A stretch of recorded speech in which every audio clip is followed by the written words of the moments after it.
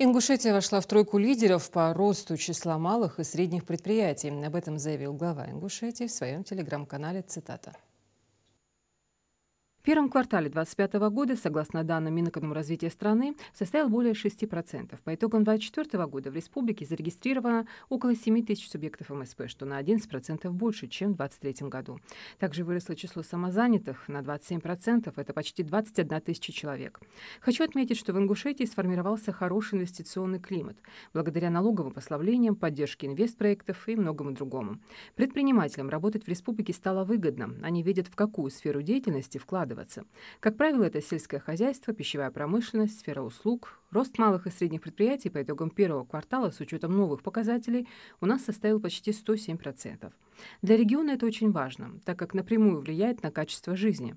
Президентом России поставлена задача к 2030 году наполовину снизить число занятых в теневом бизнесе.